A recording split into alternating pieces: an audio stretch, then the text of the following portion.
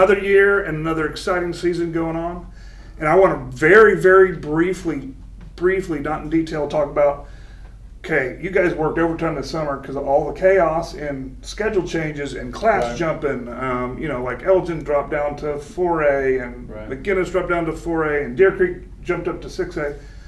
So you guys went overtime and had to show up this summer and do new schedule, right? Yeah. So like in the last school year, the 2023-24 school year, a lot of changes, as you mentioned, to scheduling. So we had our schedule done, had it completed, last summer, the summer of 23, and then all of a sudden with, the various lawsuits and whatnot with, the classification changes in 6A, 5A, 4A, et cetera, our districts changed, schedule changed. And so we ended up having to kind of scramble kind of late, and you get, that's how you end up with 2 out of 3, non-district out-of-state opponents, because of that. And so, all I'd say, but glad that it is able to work out. But obviously, we put together a very difficult non-district slate. If you are a fan of Choctaw football, you should be super excited. Be a really, really good brand of football, and obviously we have our work cut out for us. Each of the 3 non-district games, which I'm sure we'll preview here pretty quick. Yeah. So pretty exciting schedule for me because maybe for you. I think 2 of the 3 games in this first 3, I think they're both state champions. They are. That's right. And so, different states though. Yeah. So we have the not jumping ahead, but you have the Max Preps #1 rated team in Kansas, which is Gardner Edgerton, and obviously Max Preps #1 team in Oklahoma, Bixby.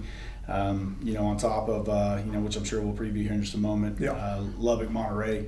As well, which we all know the nostalgia that surrounds Texas high school football, and and historically how tough Texas high school football is, and well coached and all those kind of things. So excited to get rolling, excited to preview the 2024 season. Have a great group of kids, and look forward to talking about them. Okay, and in the works, we're going to not touch on this very much, but in the works, I think that I'm going to make it to Kansas. I think we're talking about that, so we're going to try to make it to Kansas and maybe be able to broadcast that. Bless you. But there's a lot of logistics, and I got to get in the door too. Okay. So we'll worry about that later. Okay. First thing, I love this time of year, and we talk about this every year. What's the best part of the time of year is every single team is undefeated. Yeah. Every single team is undefeated. Every team has a shot at the playoffs right now. Yeah, absolutely.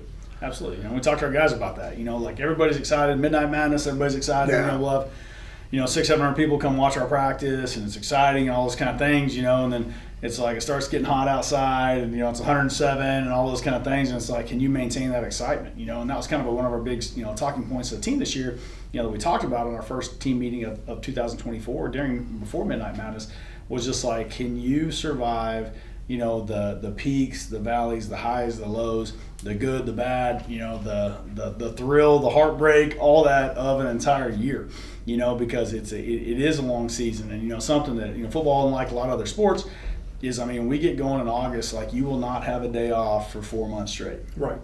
For 4 months, so 1/3 of the year you work, 14 to 16-hour days, 7 days a week for 4 months, and that's a long time. And it takes a toll on you, and you have to understand that it's not always going to go as you planned it to. It's not going to go exactly as you wanted it to. You're going to stub your toe. You're going to have bad things happen. All these kind of things, and can you kind of temper that, and just have a growth mindset of hey, I understand all these things are going to happen. I expect these things to happen. Now let's use those to improve, right, and just continue to get better and better as the season goes on. Yeah, and another thing we discussed before, every single team except for one in 6A2 is coming off of a loss. Yeah, absolutely. And and if you're a community member, you're a parent, you're a kid, every team except one, loses. Right. And so we've been right on that cusp. We've been there, right there several times. 4 of the last 5 semifinals. 2 out of 4 last state championship appearances. Wrap up a couple district championships in there and all kinds of stuff like that. And it's like, but what I want to try to stress to our kids was just guys, this is really difficult. It's very difficult to do. And it's very possible, but it's also it will not be easy. That's the one thing that's guaranteed, is that it's not easy, especially in 6A football. So I'm going to transition to this not being easy. Here's what is not being easy is all of a sudden you have a vacuum of leadership that is left when your seniors graduate. So somebody and several people probably have to step up and fill that void. And so I want to hear about these people that stepped up for leadership and practice and in these scrimmages and are ready to go to be those leaders, those generals on the field, Right. if you will. Yeah, I feel like our leadership's really good, and we're actually voting on captains today. Okay. So I'll tell you the captains, you'll see those Friday night. They'll be voted on by their teammates. And so like I'm always, hesitant to name, several names. I'm always scared I'm gonna leave somebody out. But I can tell you guys that show up consistently day in and day out that have done a tremendous job. Linebackers, Braden McConnell, Cole Riley, Cole Tyra, have been there, day in, day out, just providing that kind of senior leadership. Those guys have been in the program forever. They grew up wanting to be Jackets. Known those kids forever, and they're just as bought in as you could possibly be, and so that's been very refreshing. So from that standpoint, I'm confident that we have the guys, to kind of to get us to where we need to go, right? But then understanding hey, it's not easy. It's very difficult, and something that I think some parents kind of fail, to understand, or and I think most coaches would probably agree with this is everyone's kind of crowding around tonight to see what the team has. Well, the coaching staff has an idea, but I promise you, you'll be surprised in one way or another, because some kids you thought maybe would perform at this level maybe exceeded that, right? Or a kid maybe you thought, maybe a little level, maybe go, okay, hey, he needs a little bit more work, in this area. Maybe we're not as strong as we thought we were in this area. And so, you kind of need to get a couple games into the season to kind of figure out hey, this is exactly what we have, because you think but until you go live in an actual game, it's difficult to know exactly, everything that you're bringing to the table as a team, your strengths, your weaknesses, all those kind of things. And as you mentioned, it changes every year. This year's team has nothing to do with last year's team, right? And the same, for the years before them. So there's not obviously, schemes are similar, all this kind of stuff, but every personality of each team is different. Yeah, and I think that's the great thing about high school football is you get to start over every year. I mean, you're working with some of the same kids, but you get to start over, and the team has to build from day one and start building up to get to a point. And it's coaches are great, but it's also up to those leaders to we're a team. We got this. We're going to get this done through adversity. So I love that aspect of leadership stepping up. And I don't want any spoilers on depth charts. I've been talking to some coaches, and there's some exciting position changes. And you guys are always doing something creative and putting people, the job of coaches to put, the athlete on the field where he can most help the team at the time, and it changes all the time. Right. So I don't want to get into that, but there will be some exciting positions that we'll see, and some exciting players, slightly different positions than last year. And we'll see that Friday night, because you can't hide that. Once they're on the field, you can't hide it. That's right. So I don't want to spoil anything. Just getting on to the other exciting thing that I have is not necessarily the leadership, but the people that worked hard in JV, or people who worked hard in freshman team.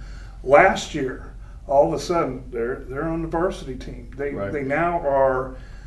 All that work that they put in paid off. And so, can you tell me a little bit about some of that promotion? Yeah, I mean, just in vague terms, kind of cool. It's, funny that you mentioned that, because, just yesterday we're, in our pre-practice meeting, and we announced Scout Team Players of the Week from, last week, which was Jinx Preview Week. And who those guys are, Bryson Black, a freshman quarterback, ran a scout team, and then Thumper, little Jeremiah Miles was our defensive scout team player of the week, and and I asked all my starters, I said, raise your hand if you currently start, but at one point you've won scout team player of the week, and it was pretty cool because you saw about 24 hands go up. And I'm aware there's only 22 starting positions. We have personnel packages and stuff like that allow for different starters. But my point is, you had almost literally the entire room of guys that currently start at one point were scout team player of the week. And so there's a great, when you have a good program, there's a great transition from, hey, I'm making plays on Mondays, right? Or I'm making plays on scout team, right? Then I go make plays on Mondays, right? And JV ninth grade, and then I get promoted to special teams on varsity. Then I make plays on special teams on varsity on Friday nights, and then I get promoted, to being subbed into an actual O or D, right? Then I continue to make plays, and all of a sudden I'm a full-time starter. And like I always tell them, like, does it have to go in that exact order? No, it doesn't. But generally it does, because it is a development process. It is tough. And, and without getting too much into it, if you really think about football, it's a very interesting game because you're guaranteed 10 games. My little son, my 6th grade son plays basketball. He may play 8 games in a weekend of basketball. Right. But you only play 10 games your entire season of football. Oh, yeah. And so if you look at how little actual, field time you get in football compared to other sports, it's a very peculiar sport in that way. So like, you need a lot of those reps, and they're really hard to come by because you just don't play as many games and quarters and minutes and all that kind of stuff as you do in, let's say basketball, baseball, etc. So it's kind of interesting in that regard. Well, and football, basketball, other sports too. It's not fair. You're 13 years old. You're 18-year-old. You're not the same size. Right. You don't have the same mental capabilities, and a lot of people look at football and like, well, football has become a very intellectual sport at this point. There's no question about it. Positioning, it doesn't matter if you're faster or slower, bigger or smaller. Positioning can be the difference. Like it is no longer just let's line up the ball, 5 yards of dust, and we'll see where it ends. You got to know what you're doing out there. And we try to be, like most coaches, try to be pretty cognizant of that and like utilize a kid's strengths. On the weekend, I'm like, hey, what could this kid do? I don't want to hear what he can't do. And you may have a kid that like maybe an undersized outside linebacker, for instance, that like is not very good against 22 personnel, which is 2 back, 2 tight ends team, but he may be really good against a 0 back team like empty, where he can get off the edge and cover in space and stuff like that. So like you're trying to utilize kids' strengths, and so like one kid maybe a better matchup versus this team than another one, and vice versa and all that kind of stuff. And so you're always trying to be cognizant of that as a coach and use each kid's strengths. So, we're gonna see all these new kids. We're gonna see all these people stepping up to leadership, and we'll talk about more about the captains next week after they're picked. Because I know that's something we like to do, is we like to name drop players of the game and all that kind of stuff. But we haven't played a game yet, so we can't name drop. Right. So let's talk about Lubbock, Texas. You found this little team. Not really a little team. But yeah, it's Texas. Same size school as us. They'll have roughly 1,800 kids, just like Choctaw. So same size as Choctaw High School in Texas. That's 5A Division I there, I believe. Yes, is what they play in. But again, same size as us. Obviously, like found them on message boards looking for a game. We were looking for a game after the schedules got changed, and so we're able to make it work on a home and home and sign a contract on that. Which is really exciting, and if I'm a fan, I think that's cool. You have Texas high school football with all the hype that surrounds that, coming to Choctaw, Oklahoma, and just to kind of recap, since we've been here in 2017, we've played, a team from Virginia, multiple teams from Arkansas. This is our second Texas school that we've played. We'll have now played a Kansas school, and so like out-of-state competition is not necessarily new to us, and I think that's kind of cool that we're willing to schedule whoever, and because again, like obviously everyone wants to go undefeated, but ultimately you're trying to get better for December 7th, which is the state championship game, and to do that you need to be able to test yourself, and also like our kids, we have a different mindset than a lot of other programs where our kids are excited about getting tested. I'm not trying to just hide and go schedule people that that you're going to beat, like you want to go see where you stack up, and sometimes that may not work out for you. And that's okay. But ultimately, if your goal is to always improve and get better, you have to be able to test yourself against quality opponents. And again, like some places are scared to do that. We are not. And so we're excited to bring Lubbock here. Lubbock, talking specifically about them, really athletic team, big physical team. Start on their offense as a big physical quarterback. There'll be a 3-year starter. Some things have him, top 50 quarterbacks in the state of Texas. 6'5", 215, can sling it, can run it, smart kid, really big arm, all those things. Again, it'll be his 3rd year starting. They have a really, really big offensive line, big and physical, 2 real big physical running backs. And skill-wise, they have some electric speed with some sub-11 guys on the outside and the 100. And if you know track times, that's pretty fast. On the outside, and so they can bring it for sure, and then switch over to the defense, D-line. Again, similar thing is they're big, strong, physical, and fast. On the D-line and linebacking crew as well. And the secondary is obviously fast as well. So we'll have our work cut out for us. There's no question. They're very very good team, very well respected, kind of a team on the rise in Texas. And kind of look forward to seeing how we stack up against them and how we can handle the physicality on both sides. Because as this is not our biggest team we've ever had. We're a little bit smaller of a team this year. And so, that's going to kind of be from a fan standpoint and from a coaching standpoint, strategy-wise is like, can we hold up, on the line of scrimmage on both sides. Right. And 4 quarters is tough to play. And, Sure. and one of my favorite things, and I've mentioned there is smaller school in Texas, but 5A in Texas matches up with 6A in Oklahoma. Right. Some of the 6A schools in Texas are just huge. Right. Just huge. And so we'll probably talk about their record Friday night, but the record doesn't really indicate how they match up in Oklahoma, and really how they match up, because we're talking West Texas football, and it's for real. Like it's. Yeah, I mean that's Friday Night Lights. All the things that you hear about. And they were 3 wins were decided by 10 total points. Yeah. So like it could have swayed either way. And I'm just telling you, like, they're a very good football team. And Texas high school football, historically, has been, the public has thought is, one of the highest levels of football in the nation, and I'm not going to argue otherwise. Obviously, I feel like Oklahoma plays a good brand of football, but obviously Texas has produced some of the best players, to ever play the game, so you can't argue with that. Well, I mean, numbers. Yeah. That's the deal with numbers. There's a lot Right. more teams in Texas, Mm-hmm. so the top usually is pretty good, but like I feel Oklahoma could just blend into Texas football fine. Right. And as you mentioned, just the sheer numbers, is kind schools, of the yeah. issue. Yeah, is the issue. The fun part on the fan perspective, what I'm really excited about both the Kansas game and this Texas Lubbock game, is it's kind of like Big Ten, SEC, Big 12 play, Right.